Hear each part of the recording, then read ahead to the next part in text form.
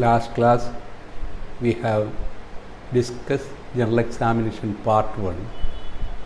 Basically that was a screening test to make out 10 important points there in the general examination.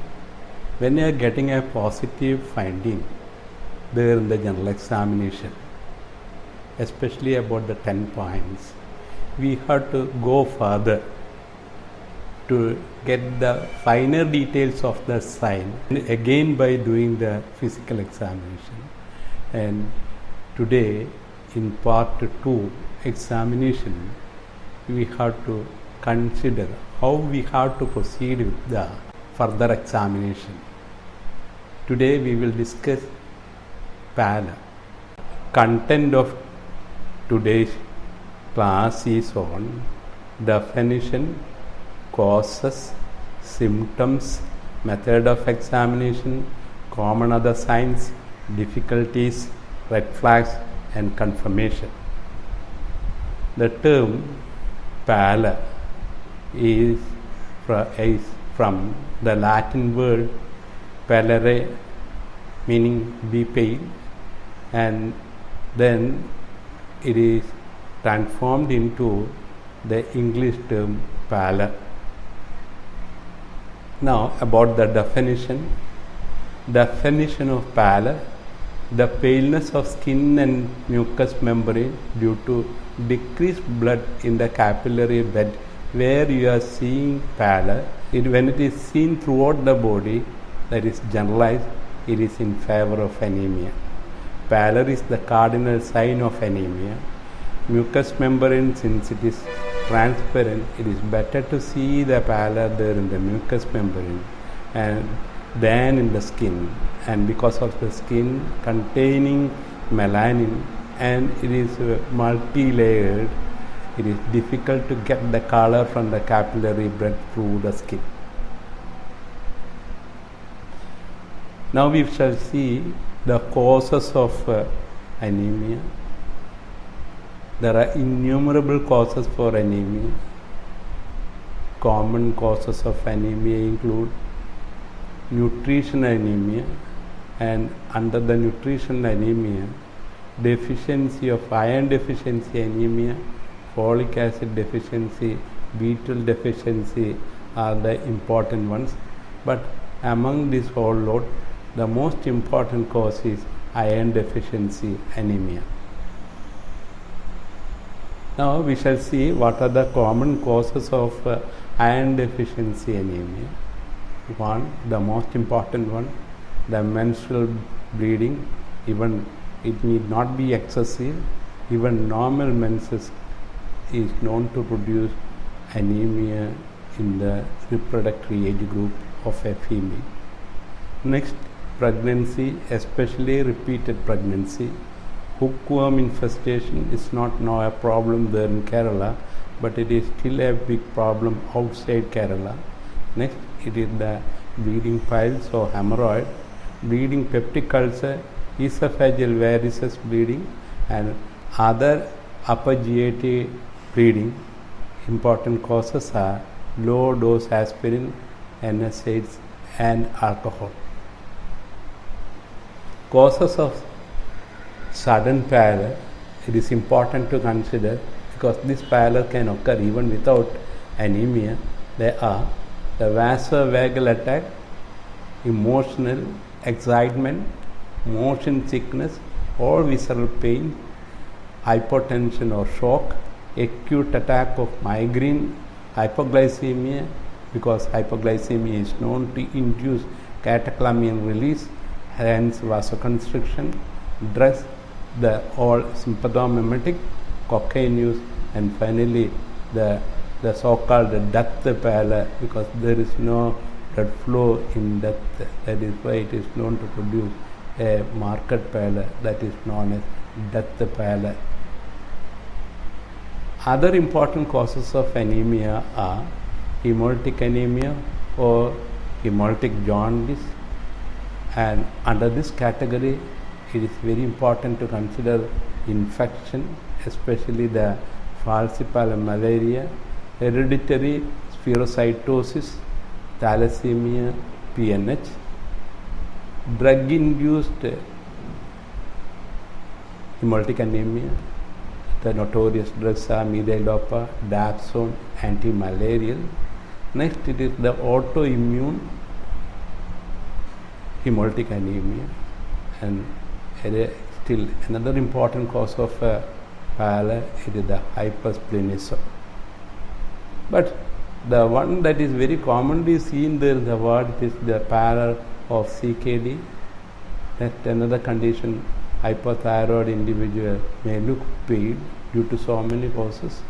Anemia of chronic illness, as in the case of pulmonary tuberculosis and bronchiectasis, aplastic anemia, the myelodysplastic syndrome, GI malignancy, especially in elderly, involving the colon and stomach, are known to produce pallor. And finally, acute leukemia and multiple myeloma are well known to produce pallor. Symptoms that may occur with the pallor, in majority when the pallor is when the anemia is less, patient will not have much symptoms, especially when it is long standing. But when the marked pallor or acute anemia, patient may come with tiredness or fatigue, palpitation, blackout, syncope, pica, menorrhagia, bleeding per rectum, burning abdominal pain, melena, and anorexia, and hiccup. Hiccup is commonly seen in patients with CKD. Now we have to see the difference between two types of pallor, acute pallor and chronic pallor. Acute pallor, patient will get marked symptom even when there is a slight fall there in the hemoglobin by 1 gram percentage, and they will have marked fatigue, syncope, shock, and this is also known to occur when the patient is having acute bleeding or hemolysis. Acute bleeding, as in the case of bleeding peptic ulcer, bleeding esophageal varices, bleeding ectopic pregnancy, fracture femur or pelvis, antepartum hemorrhage and postpartum hemorrhage, hemolysis we have discussed. The infection, of course, again we have to stress the malaria is known to produce pallor, especially the falciparum malaria. And yet another important point, endocarditis, that is also known to produce pallor.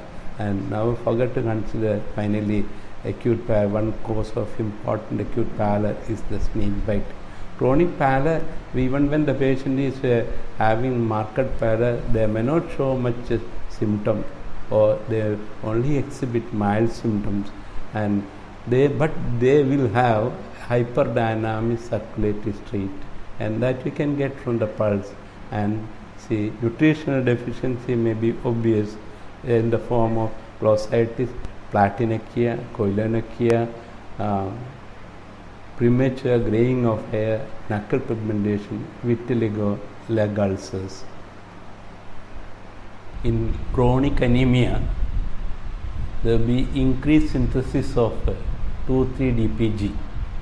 This 2,3-DPG is known to dock with the beta globulin moieties of hemoglobin, and this docking is known to release the oxygen from the oxyhemoglobin, thereby abating the symptoms of anemia. In other words, there will be shift of oxygen dissociation curve to the right. See, now we shall concentrate on the method of examination, and we have to concentrate on body parts where the capillary bed are nearer to the surface, and so that it is known to transmit the color of the capillaries blood without much hindrance. The sites are lower palpebral conjunctiva, tip and sides of tongue, hard palate, nail bed, gums, palms and palmar creases, and finally the skin.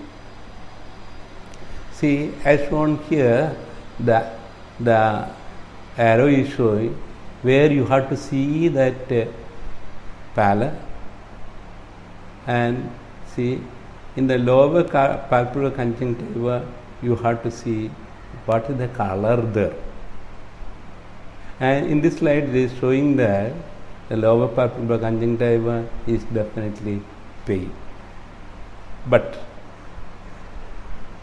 see, you are seeing this slide, there is pallor, but we cannot be certain about the pallor here, because when you are forcefully retracting the lower lid, the tarsal plate may compress the capillary bed and make that capillary unduly pale.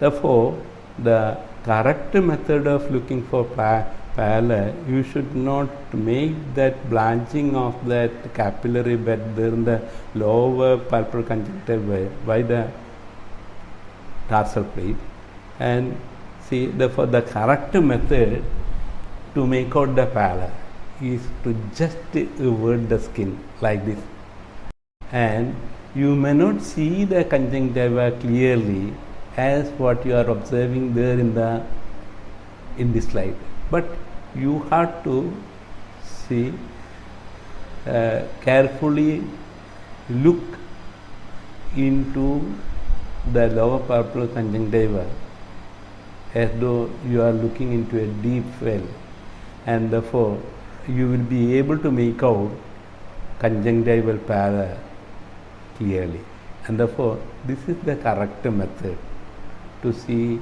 observe the pallor without retracting that lower eyelid markedly. Now, and the side is the tip and sides of tongue, where you can see the color from the capillary better than on the dorsum of the tongue, because dorsum of the tongue usually will be covered by coating, and that will intervene with the finding. Now, at another site to look for pallor is the palate, especially the hard palate as shown here. At another important site where you can detect pallor faithfully is the gum. At another place, body part where you can see pallor is the palm. Ask the patient to show the palm, and you keep your palm beside the patient and see whether what is the color difference as shown there in this picture, and therefore you can make out pallor from the palms. Now, as already mentioned, you can infer a lot about the pallor from the palm by looking the color of the palm. But when you are seeing the color of the palm, now forget to see what the color of the palmar crease. When the color of the palmar crease, as in this picture, is standing distinctly when compared to the adjoining skin, and therefore there is no pallor of palmar crease here, but the palm is showing that it is pale, and when the palmar crease is not pale, you have to say hemoglobin level it is more than 8 gram percentage. Now next you have to see the dorsum of the hand, and you can see note the color of the nail, it is pale, and this pale, don't jump to the conclusion that always there when you are seeing pale nail, don't jump to the conclusion that the patient is having anemia. You have to press the tip of the nail and see whether it is blanching. When it is blanching, then it is in favor of anemia, but it is not blanching, showing only a white nail, that is a point in favor of leukonuria, the cause of which it is not anemia, but all cases that is known to be hypoalbuminemia. Now, this is the summary of examination, but I would like to concentrate on this area. See the color of the palmar crease. The color of the palmar crease, it is pale and is looking almost similar to the color of the adjoining skin, and therefore this is the pallor of the palmar crease, and the clinical significance is that the hemoglobin there in this patient is most likely less than 8 gram percentage. Other important points in iron deficiency anemia is the glossitis and angular stomatitis as shown there in this picture. And see, you may be fooled sometimes by seeing the color of the tongue.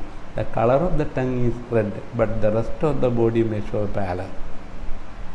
And this slide is showing the subtle evidence of angular stomatitis and paleness of the tip of the tongue, and this is typically seen in iron deficiency anemia. Now, in this nails of fingers and toes, you can see this definitely flat nails, and in the toenail you can see even the koilonychia. Again, an important sign of iron deficiency anemia. And in this slide, see, there is koilonychia, well obviously seen. And koilonychia you have to first search in the toenails. And toenail, when it is known to occur first there in the toenail, there in the fingernails. Other sites where you have to look for pallor, it does see skin, but there is problem in the skin because it is multi-layered pigmented and it is away from the capillary bed, and therefore this is not a good place to see the color of the capillary bed, and therefore skin is not an important area to detect pallor, especially in dark skin individual. But lips, nose, ear lobule, forehead, sternum, front of the sternum is known to transmit the pallor more markedly than the rest of the skin. But see, these areas may become pale during cold climate. And in children, especially the neonate, sole is an important place to detect pallor, but in adult, it may look unduly pale even when the patient is not having anemia. Therefore, in adult, this is not at all, the sole is not a place to detect pallor. And next, the difficulties that you have to come across during the evaluation of pallor. Pallor without anemia can occur in shock, as we already discussed. Pigmentation at the site of examination, especially the muddy conjunctiva. There can be hyperpigmentation there in the oral cavity and the tongue, and there can be tongue coating. Dark skin individual, it is difficult to see the pallor. And presence of jaundice along with the pallor, it is very difficult to differentiate both. And when the patient is having leukonychia, very difficult to say whether the patient is having anemia or not. In fair skin individual, it is easy to detect pallor, but the paleness of the skin sometimes will give you an idea, will give you an impression that the patient is having pallor. At another one, hypopituitarism and hypogonadism, patient may look pale due to the less pigment there in the skin, even when the patient is not having anemia. Of course, these conditions are also known to produce anemia. And lastly, the importance of natural light we have to emphasize, and it's better to see the pallor again there in the natural light.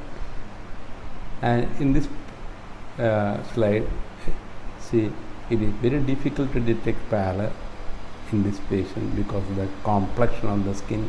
And this is the muddy conjunctiva, and this, see, in newborn there will be more hemoglobin, and one may look, the body part may look a cherry red or pink.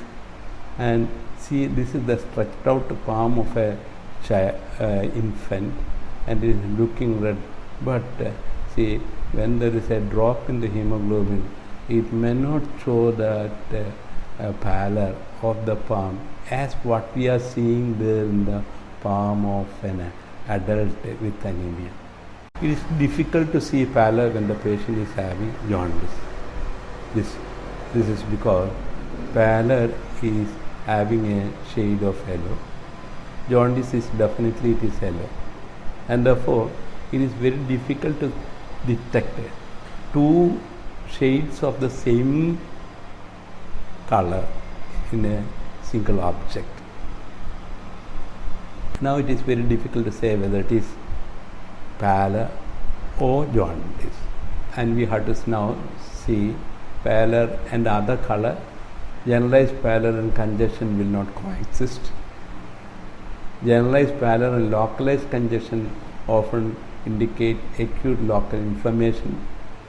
Mild jaundice and marked pallor is a well-known combination of hemolytic anemia. In marked jaundice, it is very difficult to comment on pallor, as we already discussed. Pallor and cyanosis combination is difficult to observe because to see cyanosis, hemoglobin level should be more than 5 gram percentage, but when they coexist, it indicates a very severe state of hypoxia. Common other signs are hypotension, patient may look pale. Hypertension, when you are seeing, you have to always consider the possibility of chronic kidney disease. When the patient is having edema and pallor, there are so many conditions, but you have to consider the possibility of malabsorption and renal diseases. And the patient is having pallor and icterus, we already mentioned that you have to look for hemolytic anemia.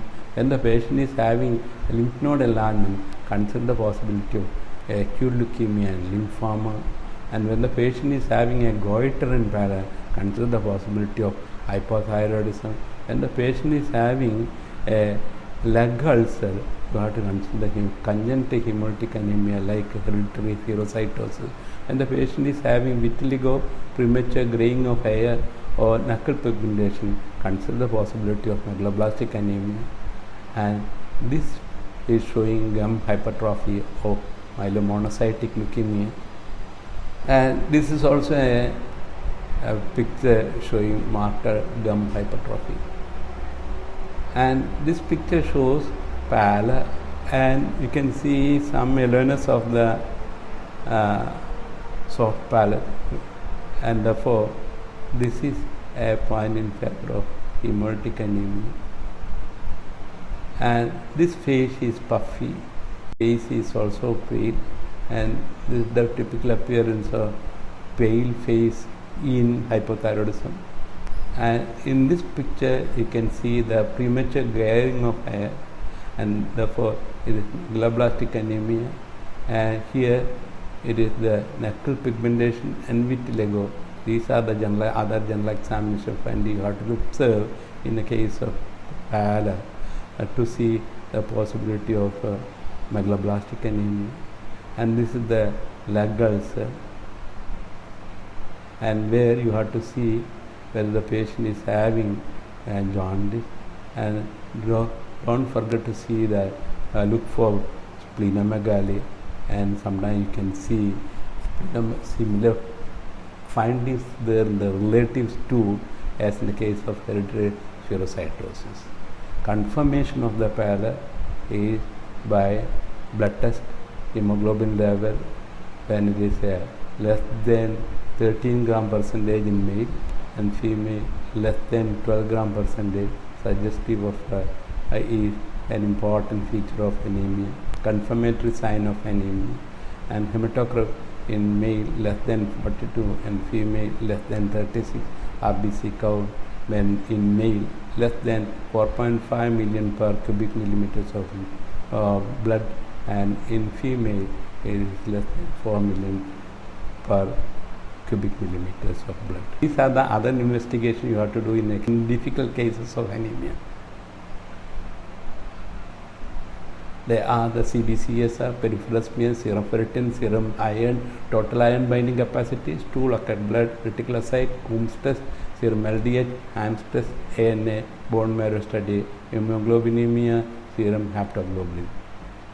Red flags: when pallor and hypotension, pallor can be due to vasoconstriction. Pallor and hypertension, CKD. Pallor with fever, hemolysis, malaria, leukemia, lymphoma. pallor with bleeding manifestation, you have to consider the possibility of blood dyscrasia.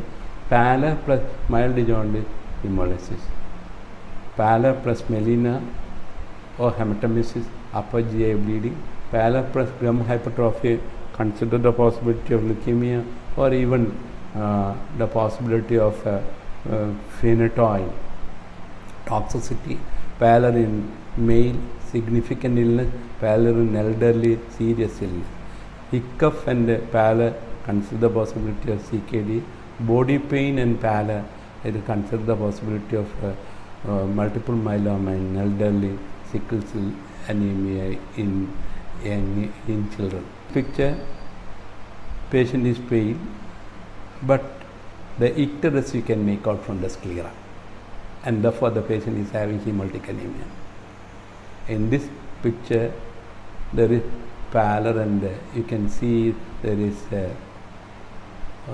preauricular lymph node enlargement, and when there is a lump and pallor, consider the possibility of serious illnesses like lymphoma and leukemia. And this picture, there is pallor and red eye, and this is the context you have to consider say other differential diagnosis including blood dyscrasia. And in this picture, the group where you can see pallor commonly, all are prone to get pallor, but too common in female and toddler. Too common in female and toddler. When it is seen in others, it is usually a serious condition. Thank you.